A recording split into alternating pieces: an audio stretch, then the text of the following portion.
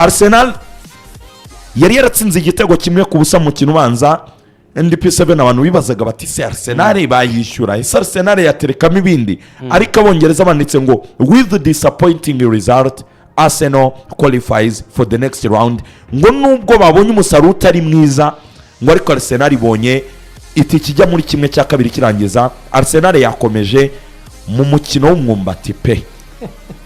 Ni ikintu gikomeje guteza ikibazo, ni kasaba ni gitaminsi umugani rebiza mu kuntu riba ringana, ariko ukabona amakipe abiri afite abataka bakoze imyitozo icyumweru cyose hakabura n'umutera mwizamu ngo incundura zinyeganyeke. Ndipe twinjire mu mukino cyane, ni ikibazo gikomeye cyane, ni nacyo nari ntegereje kureba kuko uyu ni umukino nakwita ko agombaga gutegura uba bafitanye n'ikipe ya Man City ku munsi wo ku cyumweru.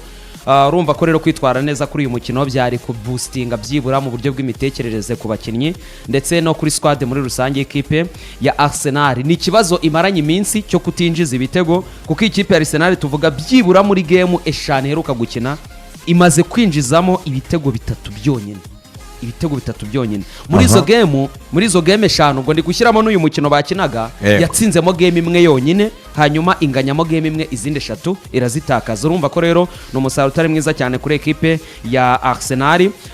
Kimwe mu bintu abafana b'ikipe ya Arsenal bishimiye mbere y'uko uyu mukino utangira ryari garuka ryo bita Declan Rice, nk'umwe mu bakinnyi wavuga ko byibura iyo bari hagati mu kibuga hari uburyo ubona ko ikipe ya Arsenal haba hari balance nyine mu kibuga, ukabona ko byibura barimo baragerageza gukina kwinjira muri defense, ukabona ko biri kugorana, akaba yanafasha no mu buryo bwo kurema bwo kuba yarema imipira igera imbere nyine nibinjire muri bakinjira mu kibuga cya adversary bahanganye. Kutagira Bukayo Saka cyangwa se abakinnyi benshi b'imbere cyari ikibazo gikomeye cyane muri ekipe ya Arsenal bamaranye n'igihe. Byatumye rero uwo bita Eberechieze birumvikana nawe yagarutse hagati mu kibuga, byari biri gutanga icyizere ko byibura bafite undi muntu uza kubinjiriza imipira imbere kuri abo bataka bari imbere, bakaba bagerageza kurema uburyo bwo gutsinda igitego. Arsenal Mikel Arteta yafashe uwo bita David Raya ashyira mu izamu, hanyuma akora impinduka. Kuri kabiri yakinaga Ben White, yazanye uwo bita Christian Mosquera, hanyuma kuri gatatu ashyira Pierre Nkapi, mu mutima defense ashyiramo Gabriel Magalhaes ndetse na William Saliba. Yafashe umukinnyi bita Zubimendi ndetse na Declan Rice abakinisha hagati mu kigo bakina bateganye, arangije afata Noni Madueke iburyo, afata Martinelli ibumoso, yatakisha uwo bita Victor Gyökeres ndetse mu mugongo bashyira uwo bita Eberechieze. Niyo line-up yari yakoresheje. Urumva nimba Bukayo Saka adahari, ubwo Noni Madueke agomba kuza akajya mu kibuga. Hanyuma ikindi wenda cyatunguye abantu nuko na Gabriel Martinelli yongera kubanza mu kibuga, Leandro Trossard ntabanzemo kuko wenda mu minsi ishize Leandro Trossard yari afite utubazo, birashoboka ko atarameze neza. Kuri ekipe ya Sporting twabigarutseho, ni imwe mu makipe meza cyane kuko ya Sporting twavuze yabaye nziza cyane, yari irimo Victor Gyökeres ndetse na Ruben Amorim yitwara neza ari kumwe nayo. Buriya ni ikipe itarigeze ihinduka cyane nayo, usibye gutakaza uwo bita Victor Gyökeres, ariko yazanye yari ifite n'ubundi umwataka ukomeye cyane bita Luis Suarez ni umwataka mwiza cyane w'imyaka 28 uri kwitwara neza cyane, ni umunyakolombia no muri ekipe nationale, ni umukinnyi witwara neza. Kuri ekipe ya Sporting yakinaga systeme ya 4-2-3-1, aho uwo bita Silva yarari mu izamu, hanyuma uyu musore ukomeye cyane bita Max Araujo ari ku ruhande rw'ibumoso, hanyuma akaza uyu musore ukomeye cyane bamwita Eduardo Quaresma yakinaga ku ruhande rw'iburyo, hanyuma uwo bita Goncalo Inacio ni umunyaportugal n'umukinnyi mwiza cyane ukina mutima defense, afite imyaka 24, ubona ko ari umudefenseur mwiza ku buryo no minsi iri imbere hari amakipe akomeye yazamwifuza. Yakinaga mutima defense afatanya n'umunya Cote d'Ivoire bamwita Ousmane Diomande, baramuzi cyane mu gikombe cya Afrika cyakindi cyabereye n'ubundi muri Cote d'Ivoire. Yari umukinnyi wagiye witwara neza mu buryo bukomeye cyane, afite imyaka 22. Hanyuma hagati mu kibuga yahashyize abasore babiri nko systeme ivuga, kapiteni wabo bita Morten Jurimand, uramuzi cyane umunya Denmark, akina neza cyane hagati mu kibuga, afite imyaka 26. Yakinanaga n'uwo bita Hidemasa Morita, bari bafatanyije aho hagati cyane, mediateur indiscutable hagati mu kibuga control. Hanyuma abasore batatu b'imbere, ruhande rumwe hariho uwo bita Pote nawe n'umunya Portugal, urundi ro umusore ukomeye cyane bita Geni Katamo wagerageje kwitwara neza ariko gutsinda nawe biragora. biragorana ni umunyamozambique. Hanyuma rero batakisha uwo navugaga Luis Suarez umunyakolombia, mu mugongo hakinamo uwo bita Francesco Trincao nawe ni umunyaportugal. Ni ekipe mu by'ukuri ni agakipe keza cyane mu bigendanye no kwinjizwa ibitego. Ntabwo upfa kwinjiza igitego muri ekipe ya Sporting ko iyi defense bafite ya Goncalo Inacio ndetse n'uyu musore ukomeye cyane bita Odiomande. Ni defense nziza cyane ubona ko kwinjiramo ugatsinda igitego ni ibintu bigoye cyane. Byanagoye rero ekipe ya Arsenal mu buryo bwo kurema uburyo bwo gutsinda igitego, byagiye bigora ekipe ya Arsenal nubwo harimo occasion bagiye babona, ariko ni ekipe ya Arsenal yagowe nko mu gice cya mbere. Muri rusange bisa nkaho nta n'ikintu cyabayemo, kuko ubwo byo kuvuga ngo barajya kure mu buryo ngo barajya gushaka ibitego, ntabwo nyine twigeze tubona ikipe ya Arsenal yataka cyane, ntabwo twigeze tubona ikipe ya Sporting yataka cyane. Wabonaga ari amakipe nyine ari kwigana byo kuvuga ngo ngenda banza nirinde ntaza kwinjizwa igitego, ahubwo ninza kubona okazi yo gutsinda icyo gitego haba ku mupira w'imiterekano cyangwa se kuri counter attack ndaza gutsinda icyo gitego. Ibyo bintu rero twabibonye. Hanyuma mu gice cya kabiri impamvu abantu wenda bashobora kuvuga bati Ngariteta ngashobora kuba yakinaga wenda yirinda ko yaza gutsindwa agakora draw agakomeza, kubera ko yari ari kubara iyo game ya Man City, byagaragaye ko icyo gitekerezo si cyo yari afite, kuko impinduka yakoze zose ziraganisha mu gushaka ibitego. Arteta ku munota 56 yakuyemo Victor Gyokeres azana Kai Havertz. Ibyo biragaragaza ko yashakaga igitego, kuko Kai akina hagati ariko akaba mwiza mu buryo bwa offensive, ariko yigeze no kumukinisha kuri attaque kuri nimero 9. Yafashe Noni Madueke, we yagize n'ikibazo birumvikana, yavuye mu kibuga ku munota 63 azana Max Doman. Ubwo urumva n'ubundi ni mu buryo bwo kwataka. Hanyuma Leandro Trossard ku munota 79 yinjiye mu kibuga simburo bita Gabriel Martinelli, urumva nabwo still ni ukwataka. Gabriel Jesus nawe yasimbuye bita Ebereceze ku munota 79 n'ubundi nabwo still urumva ni ukwataka. Ni equipe ya Arsenal by'umwihariko Arsenal bigeze kuyirata igitego gikomeye cyane mu minota ya nyuma, ubwo umupira rwose umupira bawuteraga abasore b'ikipe ya Sporting, umupira batera cross uragenda usanga ku ruhande rw'iburyo umusore wari wambaye nimero 10 arekura ishoti bariragenda igonga poto, ariko kubw'amahirwe umupira agenda ujya hanze y'izamu. Biza kurangira igitego kivuyemo, ariko ni ekipe wabonaga ko n'ubundi yari yatatswe mu buryo bukomeye cyane kurangwa ikipe ya Arsenal. Uwo bita Geni Katamo niwe warasi icyo gitego. No kuvuga ngo bahinduye umupira, hanyuma umupira agenda usanga uwo bita Geni Katamo ari kuri shoti riremereye cyane, ari ku ishoti umupira agenda ugonga poto ujya hanze y'izamu. Bigaragara ko Arsenal defense yayo bayinjiragamo buryo bukomeye cyane.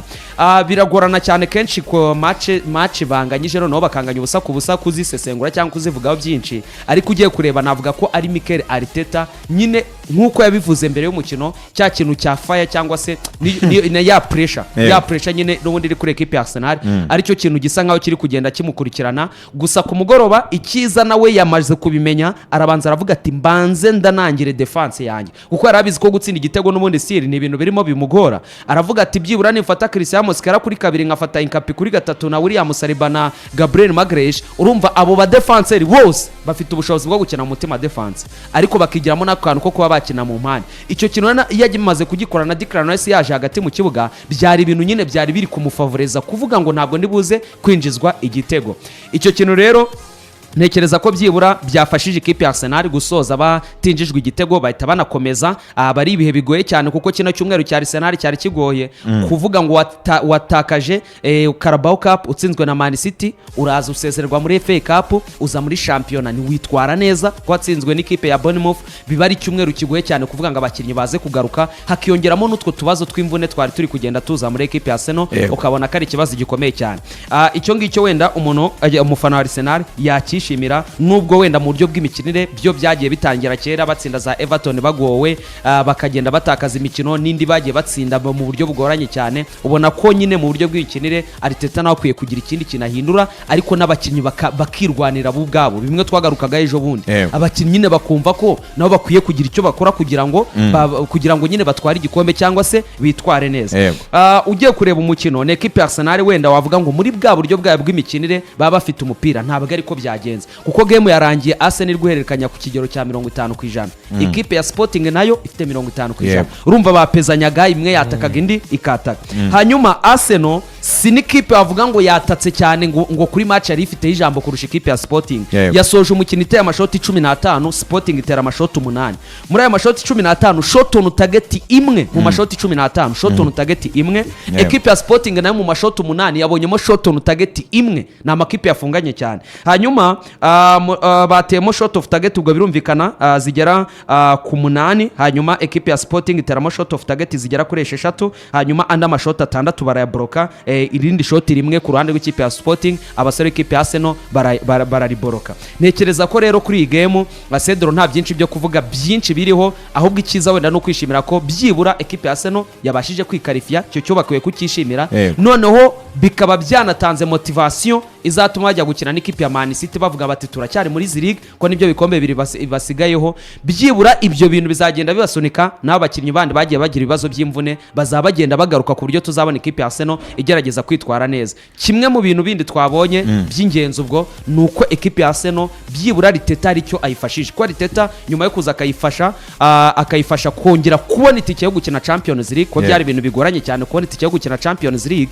Icyo kintu akakigarura muri ekipe ya Arsenal, noneho ntabe kuvuga ngo nayibonye gusa ari kubona itike ya Champions League, ariko tukabonamo gukura. Kurabyibuka basezererwa n'ikipe ya Bayern Munchen muri quarter final, Bayern Munchen basezerera icyo gihe 2023 2024 2025 baraza bagira kimwe cya kabiri basezerwa na PSG twara n'igikombe. Muri iyi sezo bongeye kugera mu kimwe cya kabiri. Urabona ko byibura uwo bita Riteta nubwo hari ibintu bibi turimo tubona, ariko nawe harimo ikindi kintu yakoze muri ekipe ya Arsenal. Ikibura nyine n'ugutwara icyo gikombe. Hano uvuga ngo ubundi bavuga ngo umusaruro ni iki? Umusaruro ni indunduro y'ibintu byose umaze iminsi ukora. Ibintu Riteta amaze iminsi akora pe ni byiza, ariko nyine arabura umusaruro nyine, cya kintu cy'ingenzi cyane gisobanura ibyo amaze iminsi byose akora. Navuga ngo kude chapeau nyine kuba yakatishije tike, kandi biraza kumufasha ku mukino afitanye na City ku munsi wo ku cyumweru. Magnifique ashyizeho ifoto nziza cyane ati 2024 2025 bageze kimwe cya kabiri, eventually baza gukurwamo n'ikipe ya Paris Saint-Germain. 2025 2026 bageze kimwe cya kabiri, bazahura n'ikipe ya Atletico Madrid. So reka mbanze mbajyane muri Elim barakubwira ngo mu bikoresho by'imodoka byiza kandi bijyanye n'ikoranabuhanga rigezweho bifite ubuziranenge binakora neza byo ku rwego rwo hejuru, Elim nicyo cyizere cy'ahazaza h'imodoka yawe. Hari amapiyese y'imodoka, amavuta ya feri, aya buwate, aya moteri, sentetike n'ibindi bitandukanye, kandi ku giciro cyiza cyane. Ushaka kuranguza ibikoresho byacu cyangwa se kubicuruza, waduhamagara kuri 0780 67 72 60. Nongere nsubiremo 0780 677 260. Iyo bayita Elim. Ku bantu bari hariya Ihuye mwabariza kwitwa Gad, abantu muri Irubavu mubarize kwa Gerald, abantu muri Musanze namwe mubarize kwa Alphonse Katagira, abantu muri hano Kicukiro mubarize kwa Bandora Isiaka. Elim ni icyizere cy'urugendo rutekanye. Elim Oils and Automotive Products nuko ngo nibo ba mbere mu bijyanye n'amavuta y'ibinyabiziga, amavuta ya moteri, amavuta ya feri, amavuta ya boîte, n'abambere ibyo byose bibarizwa muri Elim. N'abambere mu bijyanye na automotive products, ibikoresho byose by'imodoka. Iyo wumva ngo produit automotif, ibikoresho byose by'imodoka ni Elim. Ikindi nono Elim Automotive barakubwira ngo numwimerere ku mavuta n'ibyuma by'imodoka, nibo bambere muri uru Rwanda. Nongere mbaye nimero ni 0780 677 260. mugane Elim babakirane yombi. Hanyuma turi ku ikipe yitwa Arsenal, turacyari kuyiganiraho. Ngiye kongera mbibutsa amatariki. Turi tariki 16 z'ukwezi kwa kane. Arsenal iheruka gutsinda igitego kirenze kimwe mu mukino. Nongere nsubiremo, iheruka gutsinda igitego kirenze kimwe mu mukino tariki 17 z'ukwezi kwa gatatu 2026. Nuko ngo hagiye gushira hafi ukwezi. Ejo ukwezi kuzaba kuzuye. Ejo ukwezi kuraba kuzuye. Arsenal idatsinda igitego kirenze kimwe mu mukino. kurenza igitego kimwe bigoye, yewe rimwe na rimwe no kukibona nacyo bikaba byagoranye. Ku mugoroba bakibuze urugero. Arsenal icyo gihe tariki 17 z'ukwezi kwa gatatu batsindaga Leverkusen ibitego 2-0. Mwumva imikino yose ihise Arsenal itabasha gutsinda igitego kirenze kimwe mu mukino. So Alan, umuntu akibaza rero biri gupfira mbere yuko tubyinjiramo. Magnifique naduye amagambo y'uwitwa Declan Rice. Declan Rice yavuze ati ndabizi muri kutuvuga ariko twebwe ntabyo twitaye, icyo tuzi nuko tugeze muri kimwe cya kabiri cya Champions League. Declan Rice yavuze ati to go back to back semi-finals is an amazing achievement for this group. Ati kujya muri kimwe cya kabiri cya Champions League inshuro ebyiri zikurikiranya ni ikintu gihambaye kuri iyi kipe yacu. Yego. We wanted to now go one step further than last year and get to the final. Turifuza gutera intambwe imwe irenza aho twageze umwaka ushize, noneho tukagera kuri finale. Positivity all the way. Kuryoherwa n'urugendo nibyo turimo. Donc tukaguma muri ibi bihe byiza. Yego. Who cares what people think? Ninde witaye ku by'abantu batekereza? All that matters is what this group thinks, what the manager thinks, and we are in another semi-final. Icy'ingenzi ni icyo bano bakinnyi batekereza, icyo umutoza atekereza, ndetse no kuba turi muri kimwe cya kabiri. I'm delighted. Ndishimye. Our record this year has been amazing in all competitions. Uburyo twitwaye muri umwaka w'imikino byari agahebuzo cyane mu marushanwa yose. How much do you want it? Ese murifuza ibirenze ibi? I know I'll be ready. I know the boys will be ready. So let's go. Ndabizi ko nzaba niteguye, bagenzi banjye bazaba biteguye, reka twataka.